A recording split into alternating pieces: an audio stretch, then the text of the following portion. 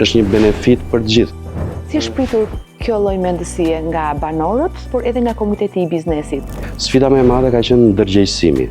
Nuk është ndonjë shpikje në vetvete, por elementet që ne i kemi ndërthurur janë elemente të njohur. Nuk po flasim këtu për aftësi krejtësisht të reja. Ne po flasim këtu për aftësi ekzistuese, të cilat kanë nevojë të transformohen. Riciklimi i plastikës dhe i letrës apo i metaleve që janë urbane pa bashkëpunim me bashkitë është i pamundur. Kosta është në disa bashki 16 euro, do shkoj 35 deri në 40, më shkoj edhe 50 euro. Unë shkoj lutem bizneseve sot, me të gojën plot i lutem, ti ndaj mbetje, ta japim një shembull të mirë. Neve kemi nevojë për një zinxhir vlerash.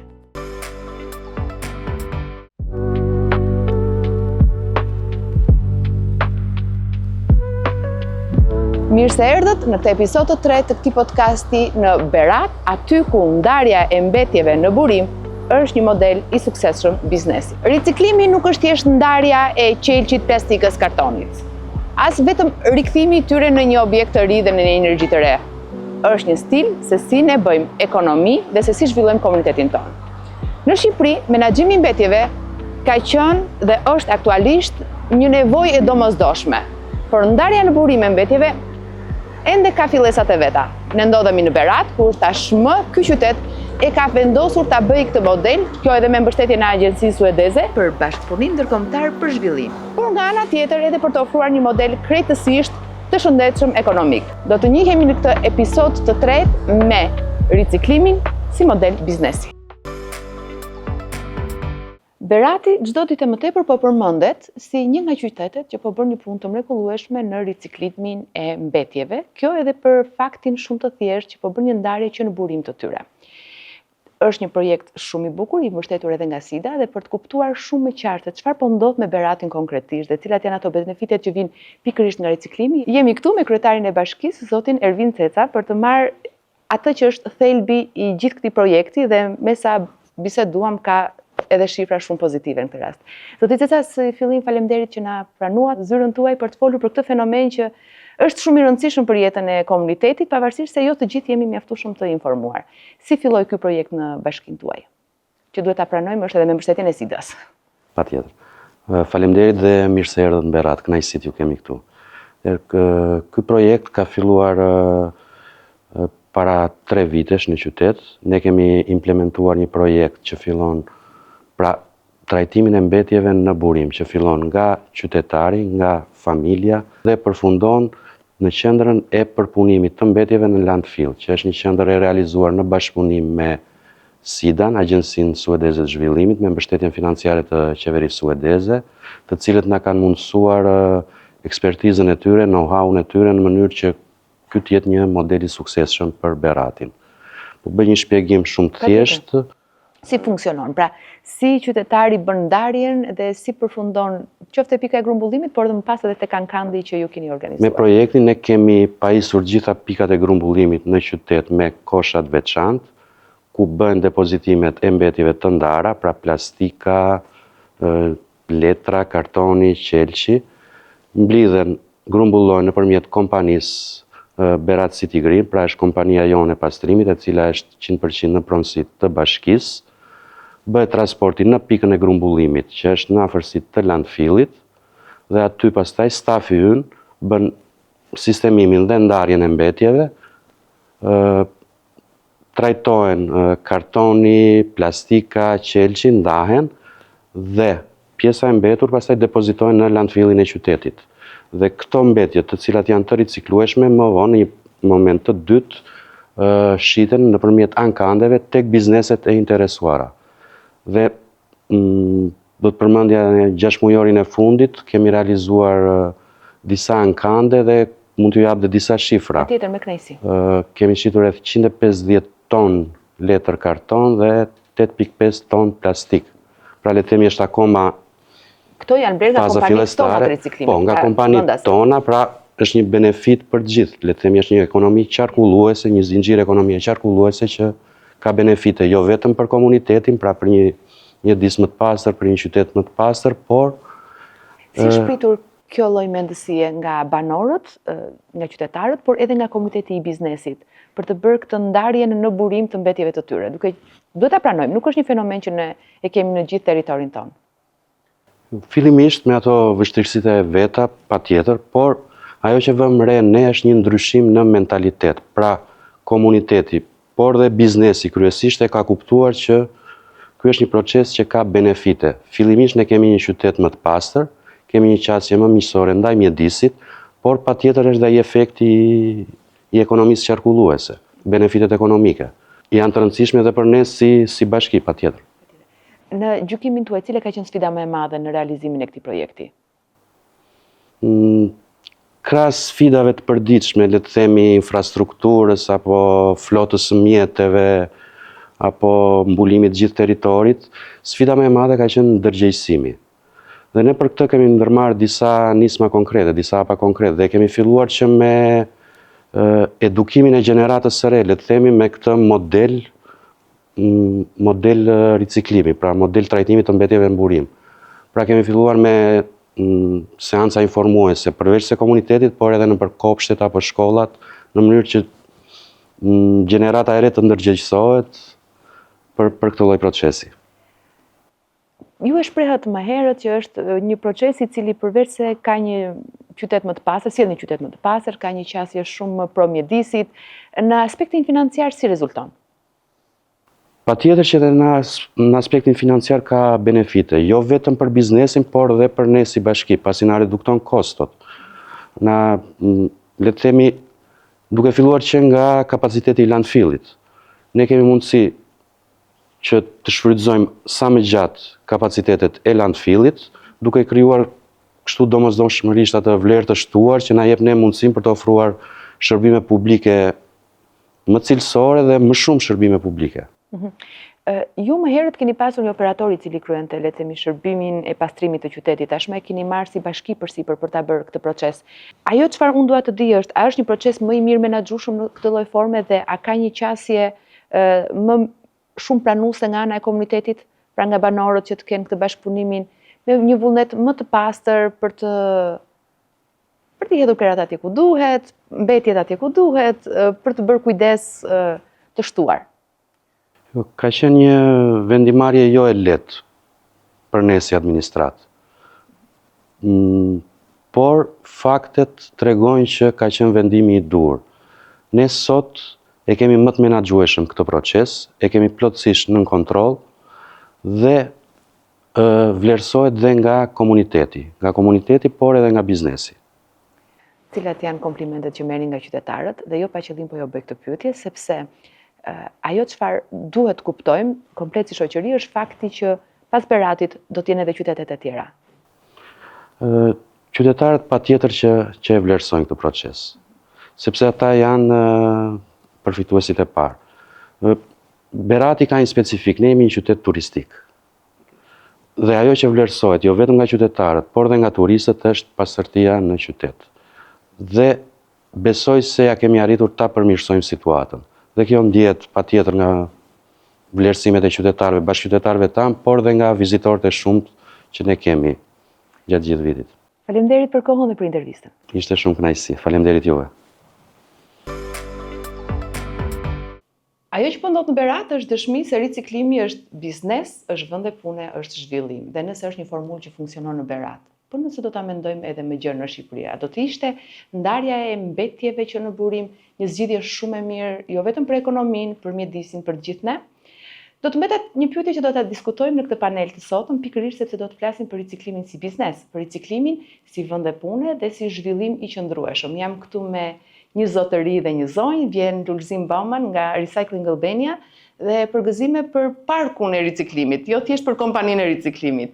Gjithashtu jemi edhe me zonjën Erka Caro nga Swiss Contact, ekspert e punësimi dhe aftësish. Faleminderit që jeni në këtë podcast, i cili duhet ta pranojmë, është i mbështetur nga Bashkimi Evropian nëpërmjet programit EU for Green Gen.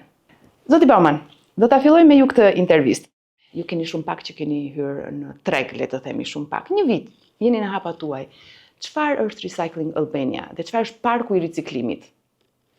Recycling Albania është një kompani që në fakt i ka bërë 3 vite, në fundin e vitit 2025, por Recycling Albania unë kam qenë një ndër themeluesit kryesor që kam sjellë gjithë ato backgroundin tim mbi 10 vite në ekonominë qarkulluese dhe menaxhim mbetjeve në çdo sektor. Nga këshilltar ministri në Kosovë deri në mësimdhënës, krijues NGOs, asumi edhe biznes. Qëllimi, arsye pse unë vendosa të krijoj Recycling Albania është mbas shumë punësh që unë e quaj teorike apo edukative, qoftë me kryetarët e bashkive apo të komunave, gjithë kryetarët e komunave në Kosovë dolën rezultatin që kryetarët e kanë atë vullnetin e mirë për të bërë një punë të mirë, por në shumë të rasteve i mungojnë shembuj konkret. Sepse po i ndërgojnë. Ju keni ndërtuar një park. Qëllimi jonë ishte të ndërtonim një shembull konkret që t'i shërbejë gjithë Shqipërisë, që të krijohet aty ku e kemi krijuar në pranë aeroportit 10 minuta, por që ta shikoj kryetari i Bashkisë Sarandës apo i Bashkisë Shkodër apo i gjithë Ballkanit Perëndimor, ajo që bëjmë ne është e mundur të bëhet kudo tjetër. Nuk është ndonjë shpikje në vetvete, por elementet që ne i kemi ndërthurur janë elementë të njohur në botë apo në Evropë kryesisht. Gjitha këto ne i kemi ndërthurur në një park që e quajmë Parkun e Ekonomisë Qarkulluese. Domethënë jemi biznes i krijuar për ekonominë qarkulluese dhe jo biznes që e përdorim ekonominë qarkulluese si një model të mirë të mbrojtjes mjedisit. Edhe më konkretisht, çfarë keni në vizionin tuaj tek parku? Parku, ajo që ne e quajmë Parku e Ekonomisë Qarkulluese, ka 4-5 fokuset kryesore. Fokusi i parë është edukimi. Por edukim jo me PowerPoint që e them vazhdimisht, edukim praktik. Unë gjithmonë i them shkollave apo universiteteve kur vinë edukohen, ne mund t'ja bëjmë PowerPoint, por nuk ka nevojë, sepse ju i shikoni muret që janë ekologjik totalisht të riciklueshme. Ju e shikoni dyshement që është bërë me pllaka druri të ripërdorura. Shikoni tavanin që është po dru apo savatimi që është balt e zonës, për t'treguar që në këtë rast kur flasim për ndërtimin ekologjik, e kemi në praktik dhe nuk kemi nevojë ta përshikojmë në teori. Faza e dytë është bota e vlerave, që është një dyqan i materialeve të përdorura, e kemi krijuar me qëllimin për t'i dhënë një mundësi të dytë produkteve. Gjithmonë duke pasur të ardhur ekonomike, sepse çdo lloj biznesi i gjelbër duhet të jetë ekonomikisht i qëndrueshëm. Përndryshe nuk quhet biznesi i qëndrueshëm nëse nuk ka pjesën financiare për jetëgjatësinë e tij. Faza e tretë, që është ndarë në disa faza, është riciklimi. Aty do ndalesha tek ajo më e veçantë që ne kemi krijuar dhe kemi sjellë sot produktin, që është riciklimi i xhamit. Unë e them gjithmonë, fatkeqësisht jemi të parë në Shqipëri, jo fatmirësisht, sepse unë nuk jam kthyer nga Gjermania në Shqipëri për të bërë biznesmen, por jam kthyer për të krijuar një impakt. Kështu që do kisha uruar shumë dikush tjetër ta kishte prodhuar përpara nesh, por tani sot jemi sigurisht krenar duke e prezantuar si produktin e parë në Shqipëri nga riciklimi i qelçit që para pak ditësh ishte në mjedis, sot e kemi këtu në Kavanoz për ta promovuar.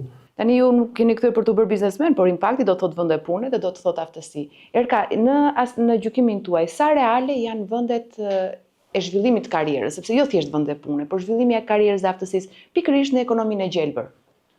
Duke qenë që ekonomia e gjelbër është, mund të them, aktuale, dhe në Shqipëri mund të jetë është një mundësi zhvillimi ekonomik real, dhe këtu nuk flasim vetëm për ekonominë qarkulluese apo ekonominë apo riciklime, por këtu flasim për energjinë e rinovueshme, që Shqipëria ka burime pafund, pra është vërtet e prekshme. Dhe duke qenë që është vërtet e prekshme, pra ka treg. Dhe investimet janë shumë të rëndësishme si se diskutuam, por investime pa aftësi ngelen të paqëndrueshme, ngelen momentale dhe cilat nuk mund ta kthejnë një biznes fitimprurës dhe me vlerë. Kështu që siç e përmendë dhe Lulzimi, aftësitë fakt janë kyçi. Dhe në qoftë se ne nuk mundemi të aftësojmë të rinjt dhe të riaftësojmë ata, ne nuk po flasim këtu për aftësi krejtësisht të reja. Ne po flasim këtu për aftësi ekzistuese, cile ka nevojë të transformohen, ka nevojë të riaftësohen apo të aftësohen në mënyrë të mëtejshme. Dhe gjitha kjo duhet bërë në fakt në një bashkëpunim shumë të ngushtë midis vizionit, midis investimit, financimit dhe midis atij bushllikut që duhet për të zëvendësuar apo për të mbushur biznesin me aftësitë e duhura. Apo e ndjek tregu i punës këtë trend? Unë mendoj se po. Për arsyen sepse është, siç e përmenda, është reale, është e prekshme. Ne sot po flasim për investime të rëndësishme dhe jo vetëm investime të brendshme, pra investime të Shqipërisë, por edhe investime ndërkombëtare në Shqipëri lidhur me energjinë e rinovueshme, lidhur me energjinë e erës, me energjinë e diellit, me hidrocentrale që vazhdojnë të jenë një nga burimet tona kryesore të energjisë, me riciklimin. Dhe të gjitha këto përkthehen e para në biznes, e dyta në tregje të cilat kërkojnë investime dhe kërkojnë burime aftësish, të cilat do të duhet patjetër të përkthehen në vende pune të cilat kërkojnë aftësi. Këtu në aftësit nuk flasim vetëm për aftësi të nivelit universitar. neve kemi disa shkallë aftësimi. Ne kemi aftësitë profesionale, ne kemi aftësitë profesionale, që janë aftësitë teknike, dhe pa këto aftësi teknike ne nuk mund të fillojmë një investim. Janë ato aftësitë e para që duhen për të nisur investimin. Janë aftësitë e mirëmbajtjes, janë aftësitë e instalimit, janë aftësi të cilat duhet të shkojnë në paralel me investimin. Dhe më pas e bëhet investimi, nga aftësitë që të gjejnë punës të Zotin. Jo thjesht individit një punë.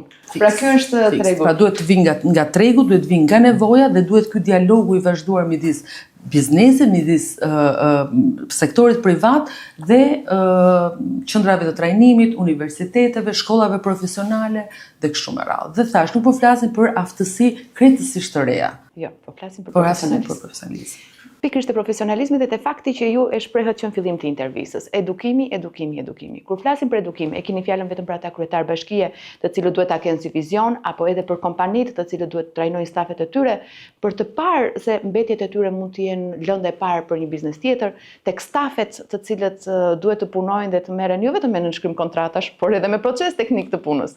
Në cilën fazë ju e shihni prioritet?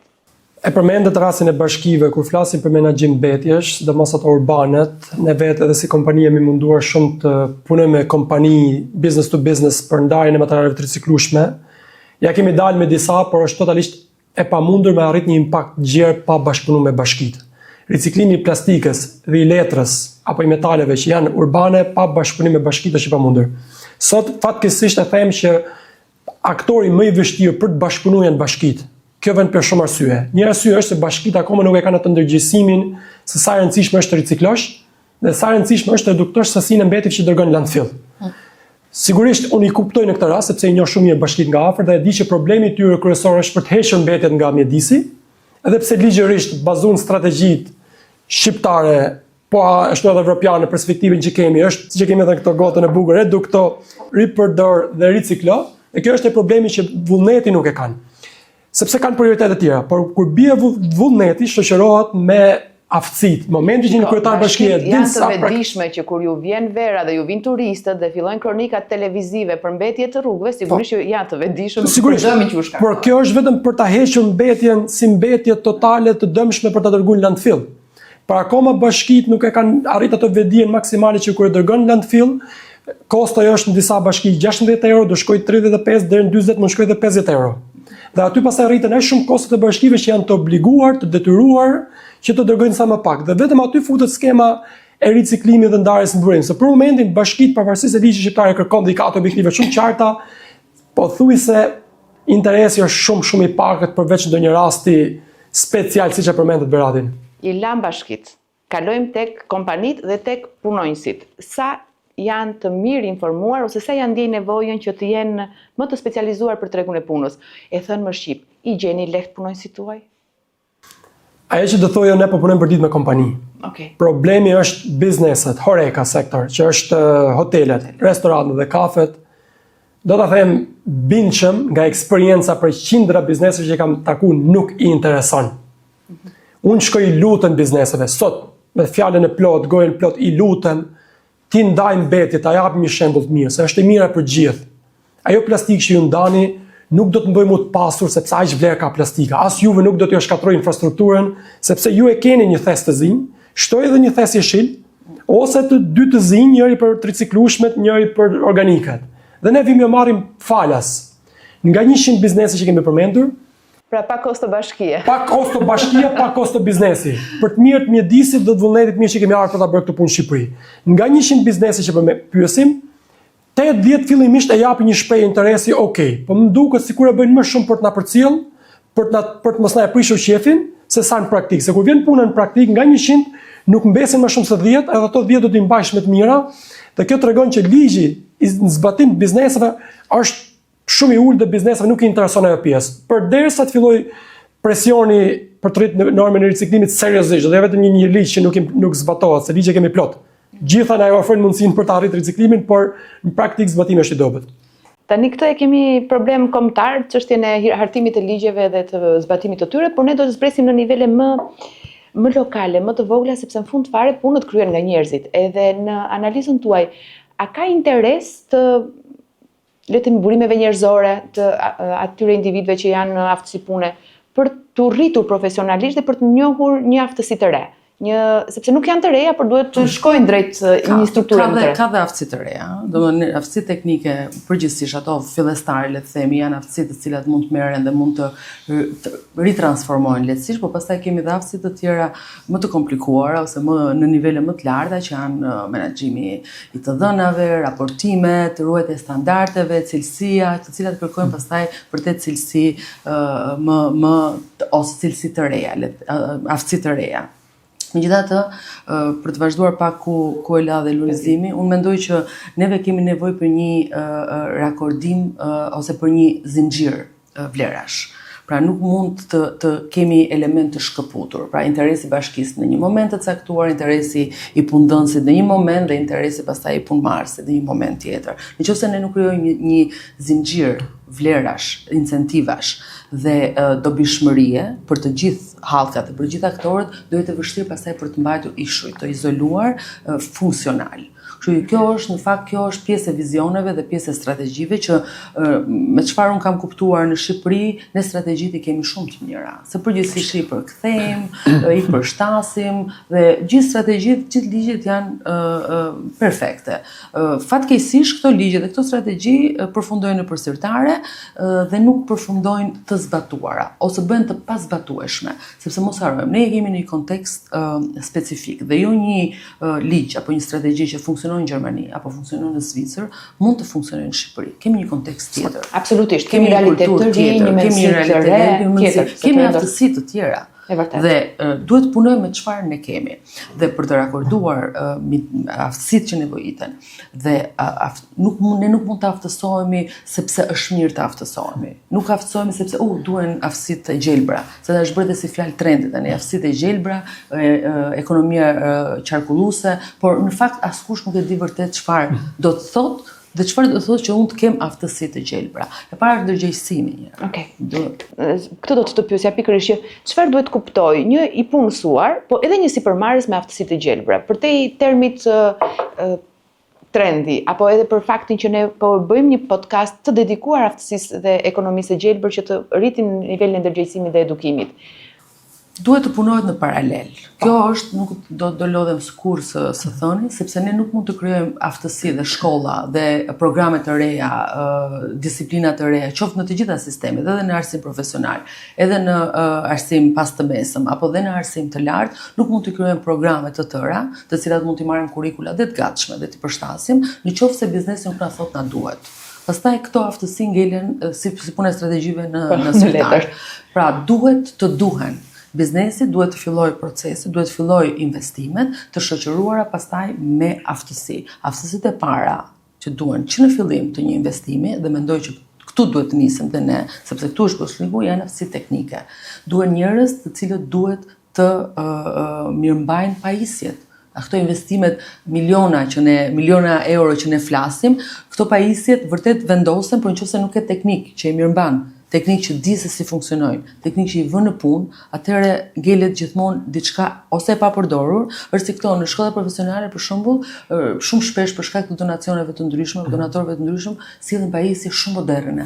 I kemi parë të ngelura nëpër magazina. Sepse nuk din t'i përdorin. Nuk din të përdorin, nuk din t'i hapin, nuk din t'i vënë, dhe nëse ne flasim për investime serioze, investime serioze nuk mund të shkojnë kurrë pa investime aftësish. Dhe investimet aftësish bëhen vetëm së përkthyera nga sektori privat dhe çfarë i nevojitet sektorit privat. Dhe bashkëpunimi duhet të jetë shumë i ngushtë. Ne nuk ulemi dot të bëjmë kurrikula me pedagogjistë të mirë, nëse nuk kemi ulur këtu atë të sektorit privat. Dhe ne nuk mundemi që t'i japim aftësitë praktike atij të riu, nëse nuk e çojmë në biznes që ta bëj punën aty së bashku me ekspertin, qoftë edhe të huaj fillimisht, dhe pastaj fillon edhe mëson. Nuk mësohet biznesi ose nuk mësohet aftësitë teknike në shkolla. Sado të mirat i kenë instrumentat, gjithmonë biznesi ecën me hapa më të shpejt se sa institucionet arsimore. Sipërmarrja është ajo që zhvillon le të themi shoqërinë, e mbështetur sigurisht nga ligjet edhe nga mbështetja që japin. Ajo që tregon rrugën. Qeveritë apo dhe donatorët. Në gjykimin tuaj, Lulzim, fokusi ku ju jeni, pra në të gjitha pikat tuaja që bëni tek parku i riciklimit, Në rast ose duke pritur që ju të lullzoni ashtu siç keni ngritur projektin dhe strategjinë tuaj, si do të ndikojë kjo në punësim? Dhe çfarë individësh do të kërkoni për të punuar në kompaninë tuaj? Për sa i përket punësimit, është një temë që po diskutohet shumë dhe unë nuk do doja të futesha shumë thellë në këtë temë me arsyen se sot në Shqipëri është vështirë me gjetë punëtor. Kështu që çështë e vërteta janë tematikat e ekspertëve të punësimit apo të kategorive tjera që mund t'i përgjigjen më mirë sepse ne sot përvojmë për punëtor. Ajo që unë doja ta thoja të lidhesha pavarësisht se kemi ekspertë të trajnimeve, mund të jenë më të mirë në Shqipëri apo në botë, kurse si nuk mund ta dinë më mirë se sa unë si kompani private se cila është nevoja ime. Dhe duke e përcaktuar nevojën, pastaj ekspertët na sjellin trajnimet e duhura. Ajo që unë doja të ndalesh janë dy modelet të bashkëpunimeve edhe me donatorët, sepse unë vi edhe nga radhat e donatorëve, kemi punuar me gjithë donatorët, kryesisht gjermanët, shumë në çdo lloj forme që ata ja kanë ofruar, dhe ka ato donatorë që bëjnë edukimin e sforcuar, sepse duhet. Edhe është tamam aty në round table që me të vërtetë çdo kush mezi pret të ikë nga ajo dera, pavarësisht se mund të jetë një trajnim shumë fantastik për ekonominë çakulluese. Dhe ajo është një model tjetër pozitiv që unë mundohem gjithmonë këto pozitive të sjell në tavolinë, është modeli që Gizi gjerman e përdori së fundmi, ku i solli kur hapi temën e riciklimit të xhamit. Kjo temë e riciklimit të xhamit u hap në formë të laboratorit.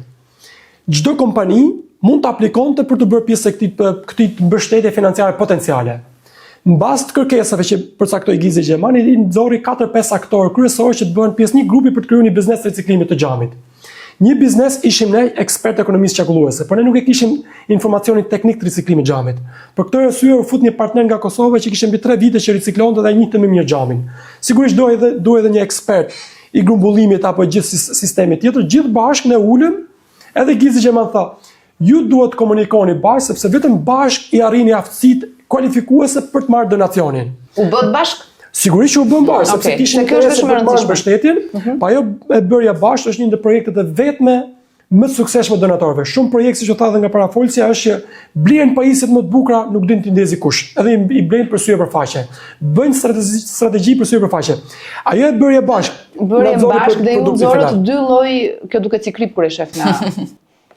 Kavanozi ku është, por nuk është krip, është qelç i ricikluar. Çfarë bëni me këtë qelçin? Si e mblidhni, sa mblidhni dhe pse e sillni në këtë formë? Është produkt i bashkëpunimit, edhe mbështetjes donatorëve, shumë i suksesshëm në këtë rast, edhe qelçi mblidhet nga janë kompanitë prodhuese të dritarëve dhe dyreve, që ato mbetjet e qelçit i kanë mbetje, që duhet zyrtarisht të gjejnë zgjidhje, që po ti dërgojnë pastër pa plastik. Qelçi pastër pa plastik në interesën edhe. Të saktë në informimin e opinionit. Qelçi pastër pa plastik, që deri dje, se sot jemi ne, deri dje ose hidhej mjedis, mënyrat më të shumtuara në brigjet e lumenjve, apo natyrë, ose dërgojnë në landfill. Zbatimi i ligjit ishte me dërguar në landfill, zgjedhje të tjera nuk ishte. Në landfill shkon kosta 30-40 euro varësisht. Kështu që në këtë rast ideja është që kompanitë sa ton qelç mblidhni dhe sa kurseni ju kemi financat tuaja në sjelljen e. Ne kemi kapacitet të pavarësisht teorisë, teoria është shumë e bukur, por në praktikë që e kemi analizuar saktësisht, ne kemi kapacitet 300 kg në orë. Me 300 kg në orë, po të punojmë 5 orë, ne bëjmë 1.5 ton, që i bie për 10 ditë, ne mbulojmë një ndër kompanitë më të mëdha Okej, kjo është kapaciteti tuaj. Sa qelç vjen në kompaninë tuaj? A rini ta siguroni gjithsesi që keni nevojë të mbani kapacitetin? Ne po bëjmë një rritje graduale, sepse sot ishte edhe rastësia që jemi këtu, më përpara treguam edhe me blerësit potencial, sepse kemi bërë shumë eksperimente, por nga teoria në praktikë është diferenca e madhe. Sot ishim te blerësi potenciali dhe treguam saktësisht materialin që kemi. Blerësi potenciali ishte shumë i drejtë për drejtë, materiali shumë i bukur, shumë cilësor, i duam 3 ton. Në momentin që 3 ton të parë shkojnë mirë, duam 5 plus 5. Domethënë 13 ton pothuajse janë porositur sot nga blerësi potencial, por ai do të sigurohet që ne kemi të prodhuar sepse shumë zhgënjime kanë tregun shqiptar. Atëherë, pyetje më konkrete. 15 ton muaj. Mund të ne të riciklojmë dhe kemi të shitura të sigurta. Dakor. Sa ton në muaj prodhohet qelç si mbetje? E keni si të dhënë? Në Shqipëri total nuk di të them, po di të them ky qelç që ne kemi interes, janë rreth 5 kompani të mëdha që prodhojnë masivisht dritare dhe dyer, shpërndarën gjithë Shqipërinë, mesatarja e tyre është 20 ton mbetje, maksimumi 100 ton mbetje qelç që ne kemi interes ta riciklojmë të vendosim treg, dhe në këtë mënyrë mbyllim problemin e qelçit industrial që vjen nga kompanitë, që është 80-90% e qelçit që është qelçi pa plastik. Okej. jo për të qenë ngërnjare, po për të kuptuar që në 200 ton qelç që prodhohet për t'u hedhur, sepse ky është nocioni që ne njohim tani, ju keni kapacitet që 15 ton t'i ricikloni dhe keni edhe më shumë rase investoni. Që do të thotë, ai qelç kthehet dhe rihyn në prodhim në ekonominë e gjelbër. Saktësisht. Përfitojnë kompanitë, përfiton natyra. Në moment është modeste, se jeni akoma në kapacitete jo të nevojshme, të arritshme. Por nga ana tjetër, gjithë kjo punë e përkthyer në shifra në qelç, në rast se do të kishim një mendësi të riciklimit, pra të edukimit, tashmë jo vetëm si i punësuar, por edhe si qytetar. Çfarë do të kishim në pritshmëritë tona? S'po them me ëndra shumë të bukura, po gjithsesi pritshmërinë normale qytetare. Ajo gjë pastaj duhet fillojë që herët. Pra ne nuk mund të flasim pastaj për këto janë aftësi teknike, për të cilat po flasim dhe aftësi që i shërbejnë biznesit për ta çuar përpara biznesin e tij. Luzimi po e bën tani këtë proces të biznes, por nëse do duhet të zhvillohet më tej, nëse duhet të 15 ton ta bëj 30 edhe më shumë duhet të investoj. Që të investoj duhet të ketë pastaj mundësi për të pasur gjithë zinxhirin të ngritur, që të jetë gjithë zinxhiri ngritur do duhet që të ketë aftësi pastaj në çdo hall të zinxhirit. Dhe kështu me radhë. Dhe duke folur për shembuj të mirë, unë mendoj që në Shqipëri në fakt ne kemi një zhvillim shumë pozitiv këto 2 vitet e fundit, nëse 2 vitet e fundit akademike, një është ende duke u zhvilluar, është fillesat e një sistemi dual të aftësimit në arsimin profesional. Sistem dual është përgjithsisht në vendet gjermanike, Zvicra, Gjermania e kanë shumë të zhvilluar, që do të thotë që nxënësi ose i riu ku shkon në arsim profesional, në fakt shkon në biznes dhe pastaj në arsimin profesional i jep ato aftësi dijet e përgjithshme, ndërsa biznesi i jep aftësi teknike. Do të thotë që njëri e thon thjesht shkon 3 ditë të javës në biznes për 8 orë, për 6 orë, se në varësi të kodit të punës të moshës, dhe pastaj 2 ditë shkon në shkollë për të marrë teorinë. Kjo pastaj është mënyra se si ti garanton që ky riu jo vetëm del me aftësitë e duhura kur është 18 vjeç, por njeh shumë mirë dhe proceset, njeh shumë mirë makineritë, njeh shumë mirë biznesin. Dhe prej 2 vitesh, në pak ka qenë ambasada zviceriane në bashkëpunim me Swiss Contact, që e ka ndihmuar këtë proces, e ka implementuar në diku të 10 shkolla profesionale dhe po bëhet një punë e jashtëzakonshme për të rritur kurrikulat. Pra kurrikulat kryesisht teknike, deri tani ne flasim për kurrikula për elektriken, për IT-n, për hoteliri turizmi, që është një nga në fakt më të rëndësishmet, sepse për shkak dhe të sektorit prioritar të Shqipërisë, dhe gradualisht unë mendoj që kjo mund të fillojë dhe të futet edhe në për kurrikula të reja që lidhen ngushësisht pastaj me ekonominë qarkulluese, me aftësitë e gjelbra e kështu me radhë. Logjistika, në fakt, një moment, logjistika në fakt është dhe kurrikula e parë që është futur plotësisht dual, që nga viti i parë deri në vit 4. Kjo është e para dhe ka nisur këtë vit në Shkollën Teknike Ekonomike në Tiranë me një interes shumë të lartë, sepse logjistika në fakt është duket sikur nuk është e lidhur me ekonominë e gjelbër, por logjistika në fakt është e lidhur jashtëzakonisht shumë me të gjitha sektorët ekonomik, është motori dhe aftësimi në formë duale i të rinjve në këtë sektor ka për të dhënë shumë frymarrje, në fakt mendoj, shumë bizneseve që u nevojitet aftësi, u nevojitet fuqi punëtore. Shqipëria për momentin ka nevojë për fuqi punëtore në gjitha fushat. Ne jemi në një krizë demografike, në një krizë të kapitalit njerëzor. Erka, unë nuk doja të bëj naive në këtë rast, por ajo çfarë ju shpjeguat është se si do duhet të funksiononte në mënyrën më fantastike të mundshme gjithë procesi i edukimit dhe i përgatitjes të rinjve për tregun e punës, për të patur edhe dëshirën për të përmirësuar në vendin e tyre të punës, jo vetëm teknikisht, profesionalisht për atë që ata kanë studiuar, por edhe për ndikimin që puna e tyre jep në shoqërinë, në ekonomi dhe në mjedis. Nga ana tjetër, cilat do të ishin sa ide ose projekte që mund të kishin një ndikim direkt? Për shembull, dua të marr një shembull konkret. Shkollat profesionale deri para 15 vjetësh filluan të edukonin të rinjt për parukeri, IT dhe përpiqeshin të bënin këto edukimet e shpejta. A mund të jetë edhe green skills, pra këto aftësitë e gjelbërta një lloj forme e këtij niveli? Patjetër. E kësaj ndërhyrjeje në edukim? Patjetër. Kjo aftësitë e gjelbra në fakt mund të futet edhe si cross-cutting, pra në të gjitha kurrikulat, ashtu siç janë futur aftësitë e buta, për shembull, një nga zhvillimet e viteve të fundit është edhe futja aftësive të buta ndërkurrikulare, aftësitë e gjelbra gjithashtu. Aftësitë e gjelbra krijojnë më shumë ndërgjegjësim dhe vetëdije të rinjve mbi këto procese, mbi këto zhvillime ekonomike, por jo aftësi teknike. Pastaj nëse flasim për aftësi teknike, ka gjithashtu rrugë të cilat e krijojnë më shpejt aftësinë. Nuk është e nevojshme që të kemi kurrikula afatgjata, kurrikulat mund të jenë edhe kurrikula të shkurtra, sepse ne kemi disa forma se si e japim aftësinë. Kemi trajnime afat shkurtra, kemi njohje të dijeve të mëparshme, kjo është diçka e re në fakt që po futet nga Agjencia e Kualifikimeve në Shqipëri, sepse ne kemi shumë të rinj që mund të kthehen migrantë të rikthyer, të cilët kanë marrë aftësi në vendet e tyre, në vendet ku kanë migruar dhe kur kthehen, këto aftësi nuk u njihen sepse nuk kemi një sistem. Nëse u njihen aftësitë që e mëparshme, atëherë këta mund të futen në tregun e punës më shpejt. Pastaj sigurisht kemi dhe kualifikime më të gjata, po të gjitha këto kanë kohën e tyre dhe mënyrën se si zhvillohen. Gjithmonë duke ulur me biznesin. Gjithmonë kurrikula në shërbim të nevojës. Absolutisht po.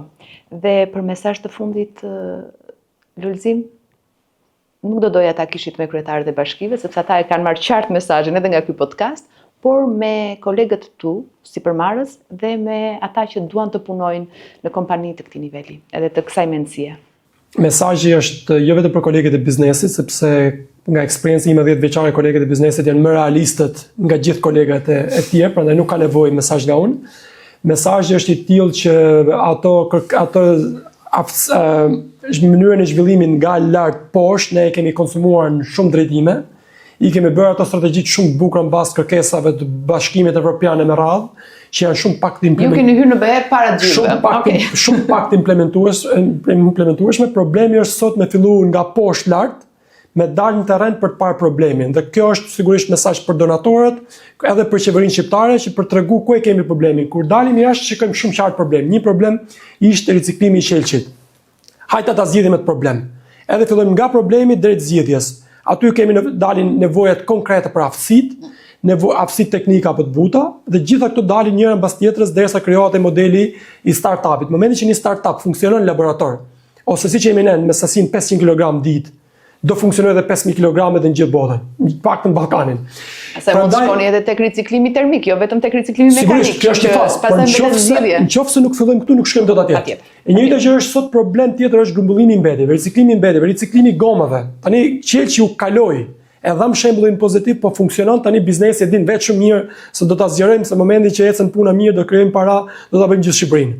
Absolutisht. Edhe nëse nuk e bëjmë ne, do ta bëj dikush tjetër sepse e ka derën hapur në çdo moment ta shikoj. Çdo biznesmen i ri apo me më shumë eksperiencë me buxhet. Tani problem tjetër, unë e kalova qelçin. Për mua është mbyll cikli qelçit. Sepse e dham siç e ke kaluar. Ideja është që të riciklojmë gjithë qelçin. Mesazhi është tani të shikojmë problemet tjera që kemi midis, sepse nuk është qëllimi im, mesazhi im vetëm të vim në Shqipëri edhe ta zhvillojmë qëndrueshmërinë ekonomike dhe të bëhemi më të pasur. Ne kemi një problem shumë të madh në dotjen e mjedisit. Tani radhën e kanë gomat e makinave. Tani radhën e ka plastika që po na hedhën natyrë. Tani radhën e ka grumbullimi i dur i mbetjeve që mbase përmes juve mundemi të zhvillojmë aftësitë të duhura, pse nuk arrimi të grumbullojmë mbetjet. Unë do ta mbyll mesazhin shumë qartë. Jo në mesazh biznesi, edhe pse jemi në biznes magazin.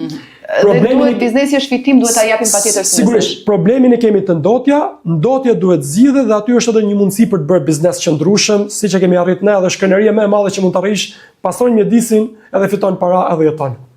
Dhe unë do t'i bashkojmë mesazhit tuaj për gjithë këtë proces që zhvilluam, por edhe me atë punë shumë të mirë të bërë në Bashkinë e Beratit për ndarjen në burim, duke shpresuar që do të vijë dita shumë shpejt që të gjitha mbetjet ne si shqiptar të ndajmë që në burim dhe të mund të kemi jo vetëm një stil jetese më të mirë edhe një edukim cilësor për sa i përket mjedisit, por sigurisht edhe rritje ekonomike, sepse në fund fare biznesi për këtë qëllim është dhe mirëqenia për këtë është. Ju falenderoj për vëmendjen, takimin në episodin e radhës.